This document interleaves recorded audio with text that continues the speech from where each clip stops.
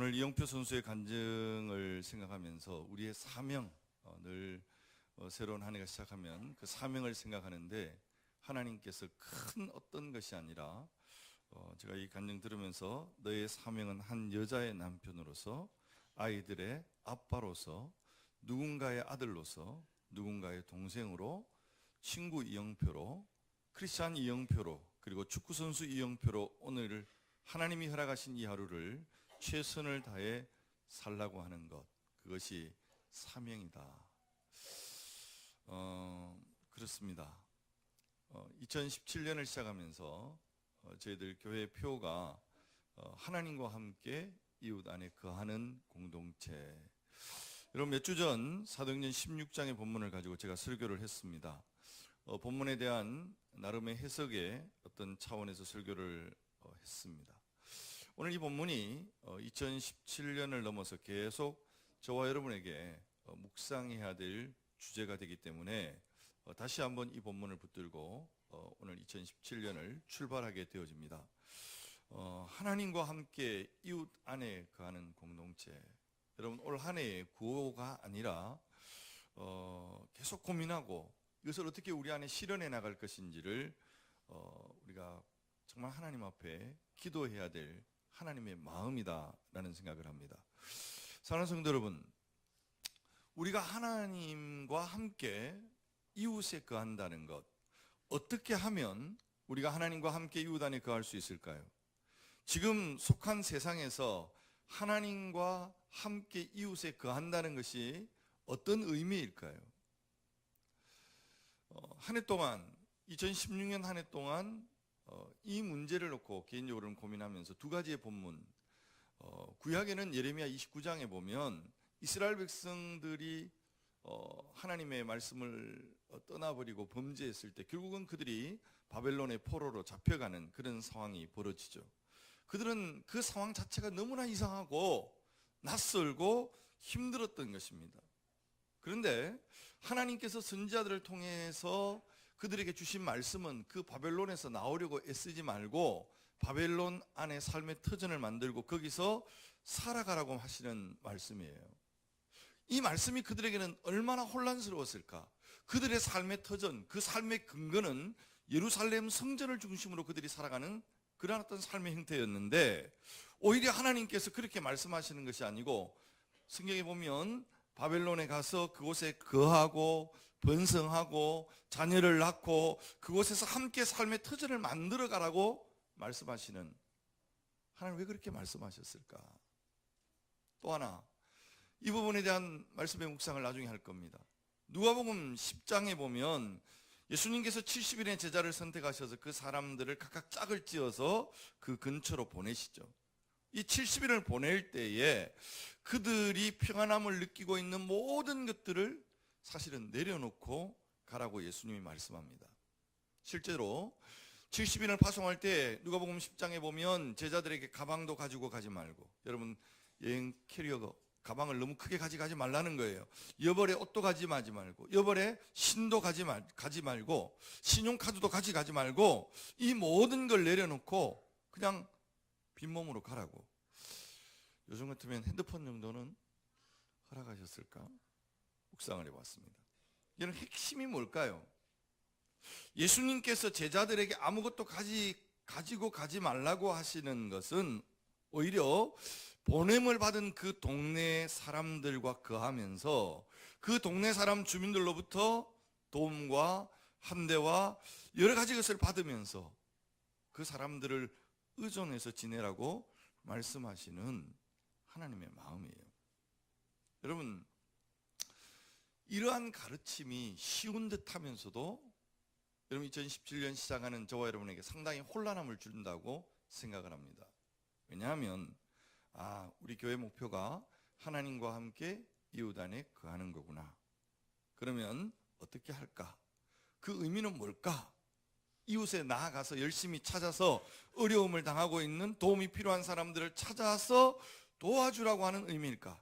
그래서 오늘 우리 교회는 구제를 좀 더 열심히 하고 자아금금을 좀 더 확대시켜가고 또 우리가 차를 전도하는 이 차전도를 좀 더 다양하게 하고, 그런데 하나님께서 그렇게 말씀하시는 것이 아니고 하나님께서 보내시는 곳에 가서 그 사람들과 함께 살고 그 사람들의 주는 도움을 받고 그 과정 속에서 하나님의 뜻을 발견하라고 말씀하십니다. 사실 이러한 가르침은 우리가 알고 배우고 익숙했던 가르침과 상당히 상반돼요. 제가 공부하면서도 계속 고민하는 것은 어떻게 교회가 뭐를 할까? 막 이런 고민을 계속 하고 있는데 생각을 자꾸만 바꾸어 가시는, 전혀 생각하지 않는 하나님의 인도하심에 완전히 우리가 집중할 수 있는, 저는 오늘 이 말씀을 준비하면서 생각을 해봤습니다. 9.1교회를 처음 와서 상당히 오랜 기간 동안 하나님 앞에 기도했던 기억이 있습니다. 하나님, 제가 섬기는 교회가 어떤 교회가 되기를 원하십니까? 거기에 대한 하나님의 응답은 선교적 교회였습니다.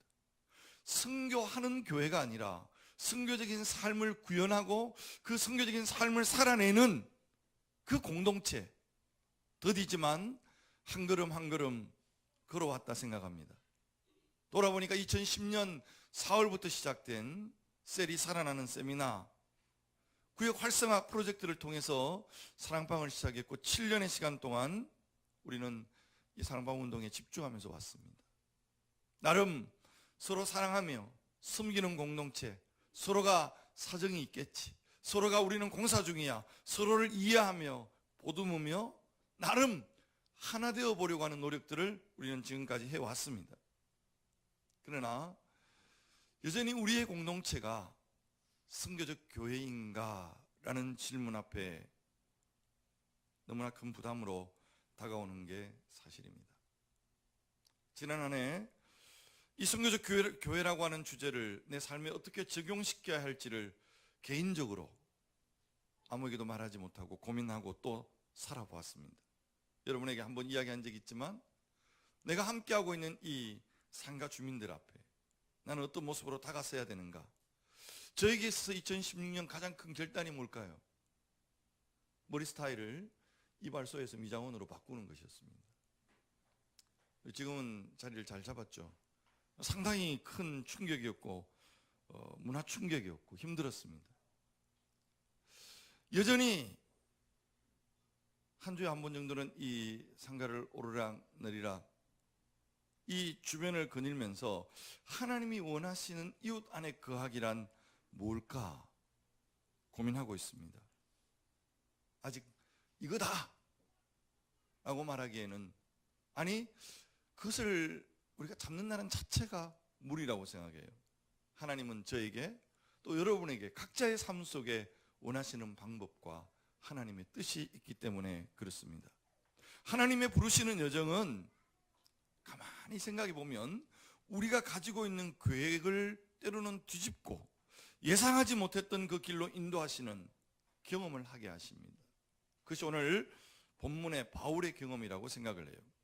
여러분, 지금 바울의 일행은 1차 선교 여행을 마치고 2차 선교 여행, 그 지역은 아시아에 있는 교회들을 향해서 2차 선교 여행이 시작된 거예요.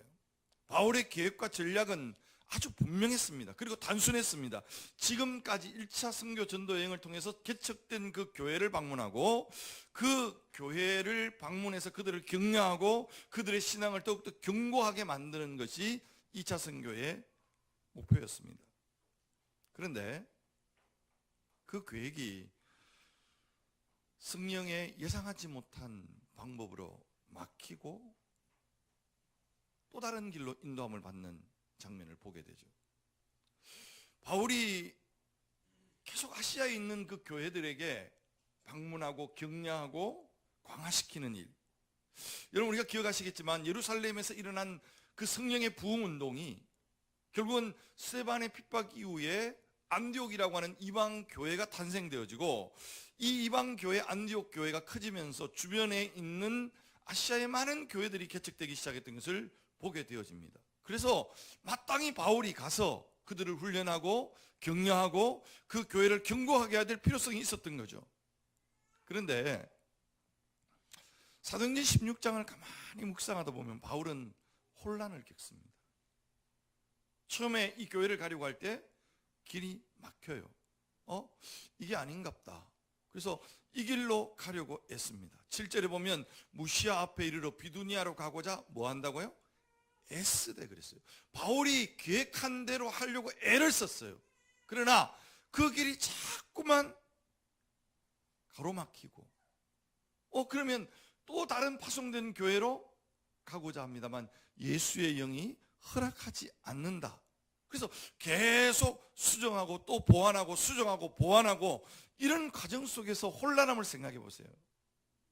도대체 하나님이 이 세상에서 자기를 통해 어떤 일을 하시려고 하실까? 그러는 중에 우리가 잘 아는 마게도냐 환상이죠. 바울에게 그 꿈속에 마게도냐 사람이 나타났습니다. 그리고 자기에게 와서 도와달라고. 여러분, 마게도냐로 가는 그 환상, 마게도냐로 가는 그 꿈은 여러분 지도에 보면 이 마게도냐로 가는 그 거리상으로 보면 그렇게 멀지는 않아요. 그러나 문화권이 아시아와 유럽이라고 하는, 그리고 바다를 건너야 되는 엄청난 그 당시에는 바울의 입장에서는 아직까지 생각해내지 못한 계획이었고 인도함이었던 것을 생각해야 합니다. 여러분, 늘 우리는 새로운 시도를 할 때는 혼란스럽습니다. 오늘 여러분 들어가서 어디 앉을까? 예배 폼이 왜 이래? 여러분, 혼란함이 있습니다. 그런데 우리는 늘 새로운 시도들 앞에 주저함이 없어야 돼요. 하나님이 우리에게 뭘 원하실까? 여러분, 빌립보에 있는 큰 도시로 마게도냐로 가서 그 도시를 보기 시작했습니다. 바울이 생각할 때 여러분, 바울의 전도 전략은요 늘 원칙이 있어요. 어떤 도시에 가면 제일 먼저 바울이 찾는 곳은 회당이었습니다. 그 회당에서 유대인들을 중심으로 복음을 전하고 그들이 교회를 세우고 이런 하나의 어떤 선교적 전략이 있었어요. 그래서 빌립보에 가서도 그 바울은 성 안을 다니면서 분명히 유대인들이 모여있는 슈나고게 회당이 있을 거다. 유대인들 남자가 10명만 모이면 그들이 모임을 갖고 성경공부를 하는 이 회당이 반드시 형성되었어야 돼요. 그런데 그곳에 가면 내가 할 일이 있을 거야. 하나님의 뜻이 그곳에 있을 거야 생각하고 찾아봤지만 바울이 지금까지 생각했던 방법, 지금까지 해왔던 선교 전략이 전혀 준비되지 못한, 여기에 바울의 혼란함이 있습니다. 바울이 수일 동안 빌립보를 돌아다녀 봤지만 회당이 없었어요. 다시 말하면 그만큼 유대인들이 없었단 말이에요. 편안하고 안정적인 그런 하나님의 계획들이 아니었어요. 예상하지 못한, 여러분 자꾸만 뭔가 하나님의 인도하심은 있는데 전혀 예상하지 못한 방법으로 인도함을 받고 있는, 여러분 우리가 이웃 안에 거한다는 비전, 이게 뭔가 여러분 오늘 어렴풋하게 좀 그림을 그려놓으시면 좋겠습니다. 여러분 우리가 생각하고 있는 일반적인 전도 프로그램, 여러분 분명한 것은 한국교회가 다 외치고 있습니다. 잘 안 된다. 그래서 관계전도가 중요하다. 여러분 관계전도 프로그램 막 만들어서 우리가 행복한 만남, 또 여러 어떤 관계전도를 위한 어떤 여러 시도들, 여전히 한국교회 안에 여러 가지 프로그램들이 있습니다. 그 프로그램 하나하나를 살피고 어떻게 우리 교회 좀 접목시켜 볼 수 없을까 생각해 보지만 분명한 것은 세상은 점점 더 교회의 문을 닫고 있다는 느낌을 저버릴 수가 없습니다. 교회들마다 전도를 이야기하면 당황합니다. 혼란해합니다. 우리 교회 전도 많이 돼요 라고 하는 그 교회들은 대부분 수평을 이동해서 그냥 성도가 성도로 옮겨가는 교회이지 믿지 않는 영혼들이 들어오는 교회들이 그렇게 많지 않다는 게 오늘 우리의 현실이잖아요. 그렇다면 우리가 붙들고 있는, 우리가 뭔가 하려고 하는 전통적인 어떤 그 틀 속에서 자꾸만 안 되는 걸 붙들고 힘쓰는 것이 아니라 한번 다 내려놓고 하나님이 우리에게 무엇을 원하실까? 하나님께서 오늘 우리에게 어떤 길을 인도하실까를 생각하는 시간들이 필요하지 않겠습니까? 바울이 살았던 당시의 문화는 도시마다 성이 있었습니다. 빌립보 성, 또 안디옥에도 성이 있었습니다. 성은 성벽을 중심으로 경계선이 정해져 있죠. 그래서 성 안에 살아가는 사람들과 성 밖에 살아가는 사람들, 쉽게 말해서 성 안에 사는 사람들은 그 도시에서 받아들이기 쉬운 나름의 기득권자들이 그 속에 살고 있는 것이죠. 그러나 성 밖에 살고 있는 사람들은 그 당시에 가난하고 때로는 부정하고 우리 안에 속하지 못한 이방인들이 그 속에 살고 있었다는 거예요. 바울이 성 안에 유대인들이 모이는 공동체가 없을까 수일 동안 찾아보고 또 찾아봤어요. 없어요. 하나님의 인도하심 속에서 그는 성 밖에 나가서 사람을 만나기 시작합니다. 아마 바울은 여전히 이때까지도 성 밖에 나가면 유대인들이 있을까?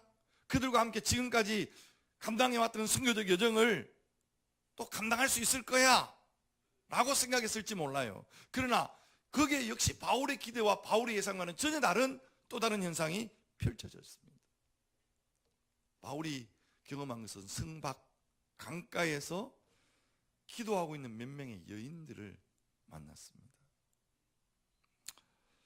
사실 그걸 설명하기는 쉽지 않지만 바울이 만난 여인들은 성 밖의 여인들이고 그 장소는 부정한 장소였고 그곳에서 사람을 만난다는 것은 굉장히 혼란스럽고 어렵고 두렵고 예상치 못한 일이었다. 이것은 바울이 계획한 것과는 전혀 무관한 바울이 하고 싶었던 일과는 너무나 동떨어진 성령께서 바울에게 예상치 못한 그 길을 인도하고 계시는 그곳에서 누구를 만납니까? 루디아라고 하는 여자를 만나요. 여러분, 루디아는 옷감 장사였습니다. 사업가였습니다. 이방인 여자였습니다. 여러분, 자색 옷감 장사라고 하는 이 말 속에는요, 오늘 뭘로 볼까요? 메이커를 잘 모르는데 버버리 정도는 압니다. 아니면 루이비통? 이런 수준의 메이커? 예, 가난한 여자가 아니라는 말이에요. 그렇지만 부정한 이방인이었다는 거예요. 그런데 성경의 본문을 보면 이 여자에 대해서 이 여인은 하나님을 경외하고 두려워했던 여자라고 기록하고 있습니다. 오늘 본문을 자세히 읽어 내려가 보면 세례를 받겠다고 나오는 그 장면에서 보면 바울이 세례를 주려고 했던 것이 아니라 루디아가 세례를 받으려고 하고 있습니다. 바울이 지금 자신의 계획과는 너무나 동떨어진 혼란스러운 그러나 성령의 인도하심 속에서 지금 이 여인에게 세례를 주고 또한 루디아는 바울에게 여러 번 청하면서 때로는 푸시도 하고 당기기도 하면서 자기의 집에 머물기를 청했던 것을 보게 됩니다. 바울은 이때까지 아직 성령이 인도하심에 대해서 완전히 열려진 상태는 아니었습니다. 여러분, 우리는 알고 있죠, 결론을. 바울이 초청된 이 루디아의 집에서 여러 사람들이 공동체를 형성하고 그곳에서 하나님의 복음이 전파되었다는 것을. 안디옥 교회에서 큰 계획을 가지고 정말 전문 사역자였던 바울, 훌륭한 리더였던 바울을 파송하면서 개척한 것이 아니라는 사실을 우리는 기억해야 합니다. 이것이 어떻게 일어났는가? 놀라우신 하나님께서 때로는 우리의 계획을 무산시키고 어지럽게 하시고 혼란스럽게 하시고 예상하지 못한 그 길로 인도하셨기 때문에 일어난 일이었습니다. 그리고 그 일은 지금도 멈추지 않고 하나님이 일하시는 방법이라고 확신을 합니다. 지금 우리가 가보지 못한 여정을 하나님이 우리에게 인도하기를 원하십니다. 사랑하는 성도 여러분, 2017년 우리는 그 길을 가보겠습니다. 보고 싶습니다. 먼저 우리는 하나님과 함께하는 훈련을 해야 합니다. 하나님의 음성 듣기를 못한다면, 하나님의 음성을 듣지 못한다면 우리 이웃 안에 거한다는 것은 늘 우리가 생각하는 방법, 우리가 생각하는 틀 속에서밖에 생각할 수 없는, 그러나 여러분 기억하십시오. 우리의 생각을 내려놓고 하나님의 음성을 듣기 시작할 때 하나님은 우리보다 훨씬 더 창의적이고 훨씬 더 많은 아이디어를 가지고 오늘 하나님의 뜻을 우리에게 이루어 나가시고 성취해 나가실 것입니다. 그 길은 때로 혼란할 수 있습니다. 이번 주간 교역자 수련회 하면서 우리 전사님들하고 이야기를 하면서 그 목회 비전이 뭐냐, 전사님 한 분이 자신이 계획한 그 길을 하나님이 계속 막으신다. 자기가 하고 싶은, 여러분, 그리고 저도 이 한 주간 돌아봤어요. 제 삶에 대해서. 여러분, 저는 구일교회가 내 섬기는 교회가 될지 꿈에도 생각 못했습니다. 아시잖아요. 28에 이 교회 개척한 교회 설교주로 와서 제가 이 교회에 청빙될 거라고는 생각했더라면 아마 안 됐을 거예요. 왜냐하면 욕심이 들어가고 막 이렇게 좀 더 많은, 전혀 정말 생각지도 않았습니다. 저는 나름 꿈이 있었습니다. 제가 너무 빨리 신학을 했기 때문에 좀 더 많은 공부를 하고 싶었고, 한 35살 정도 되면 공부가 끝나고 40 넘어가면 난 어떤 교회를 또 생각하고, 뭐 이런 나름의 계획들이 있었고, 그 계획들을 향해서 저는 가고 있었어요. 근데 개척하신 장로님이 집까지 찾아오셔가지고 같이 가자고 우리 어머니 아버지한테 했던 이야기를 아직도 기억합니다. 같이 갈 겁니다. 지금 생각해 보면 얼마나 큰 모험을 하셨을까. 지금 우리 전사님들이 저보다 나이가 다 많은 사람들이에요. 28 전사 지금 여기에 앉혀놓고 있으면 제가 얼마나 불안할까. 그것도 담임으로 앉혀놓은 성도들의 마음이 얼마나 불안했을까. 혼란스러웠을 겁니다. 그러나 하나님 앞에 감사한 것은 저도 혼란스러웠고 두려웠고, 특히 나름 정신적인 지주라 말하는 우리 장로님이 먼저 세상을 떠났을 때 교회가 어떻게 될지 너무나 혼란스러웠습니다. 여러분, 교회가 20년의 시간을 지나오면서 보면 늘 혼란하고 또 어지럽고 힘들게 느껴질 때 하나님은 우리에게 새로운 길을 주시고 방향을 주셨다는 사실을 발견하게 되어집니다. 지금 우리 한국 사회가, 한국 교회가 직면한 현실이라고 생각합니다. 길이 보이지 않는 답답한 현실 속에, 그러나 하나님의 마음은 여전히 우리가 이웃 안에 거하는 그 속에 소망이 되어지는 공동체로 이 교회가 존재하기를 원하셔요. 어떤 모습으로 어떻게 가야 할지 솔직히 잘 모르겠습니다. 그러나 우리 함께 손을 잡고 하나님의 음성을 듣기를 원하고 그 하나님 앞에 순종하기를 원할 때 하나님은 다른 사람들이 하는, 다른 교회들이 하는 어떤 프로그램에 의해서 우리가 이끌려가는 것이 아니라 우리 한 사람 한 사람을 통해서 이 교회 공동체를 향한 하나님의 인도하심이 여기에 이 이웃 안에 나타내 보여주실 줄로 믿습니다. 그것이 혼란하고 때로는 힘겹게 느껴질지 모르지만, 여러분 오늘 주제가 찬양이, 여러분 그 가사가 그 중간에 이렇죠.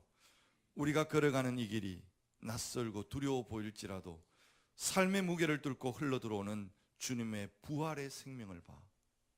우리 함께 손잡고 가세. 조금 느리고 어려울지라도 주님 부르신 그 감격 붙잡고 손잡고 함께 가세. 우리 함께 손잡고 가세. 때론 더디고 힘겨울지라도 주님 부르실 그날을 향하여 손잡고 가세. 여러분, 우리 후렴만 우리 전사님 같이 나오셔서 같이 한번 앞에 거는 다 못 외워도 돼요. 후렴만 머릿속에 1년 동안 외우도록 만들어 드릴게요. 한번 같이 우리 옆에 사람 손잡고 한번 같이 찬양합시다.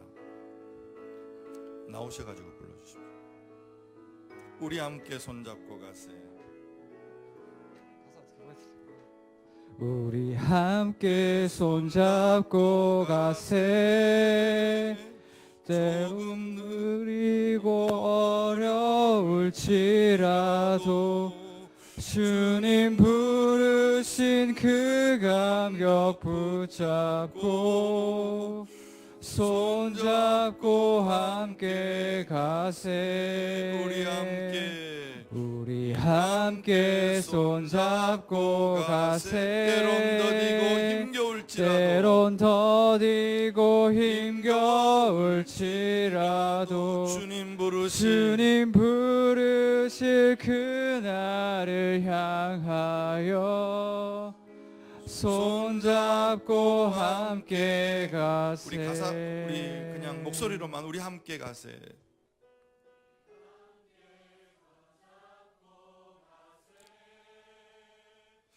조금 느리고 어려울지라도 주님 부르신 그 감격 붙잡고 손잡고 함께 가세. 우리 함께 손잡고 가세. 때론 더디고 힘겨울지라도 주님 부르실 그날을 향하여 손잡고 함께 가세. 이렇게 되기를 주님의 이름으로 축원합니다. 하나님 아버지, 2017년 하나님과 함께 이웃 안에 거하는 공동체의 꿈을 안고 첫걸음을 옮겨 놓습니다. 하나님 나라가 확장되기를 하나님 너무 원하시고 우리가 또한 너무 기대하고 있지만 지금까지 우리가 해왔던 많은 시도들과 그 노력들이 열매로 나타나지 못한다는 스스로의 자괴감과 나약함 속에 주저앉아 있는 오늘 우리 한국교회를 봅니다. 하나님, 우리 하나님의 음성을 듣는 그 일에 집중하는 한 해가 되게 해주시기를 원합니다. 하나님의 마음을 붙들고 기도하는 일에 집중하는 한 해가 되어지기를 원합니다. 그리고 하나님이 우리에게 원하시는 이웃 안에 거하는 방법을 찾아갈 수 있도록, 때로는 힘겹고 더딜지라도 우리 함께 손잡고 주님의 부르시는 그날을 향해 한 걸음 한 걸음 걸어가는 공동체가 되게 하여 주시옵소서. 하나님, 그렇게 하나님께서 우리에게 가시는, 하나님이 인도하시는 그 길을 갈 때 하나님이 또 다른 하나님의 역사를 이 교회 공동체를 통해 이루어 갈 줄로 믿습니다. 예수님의 이름으로 간절히 기도하옵나이다. 아멘.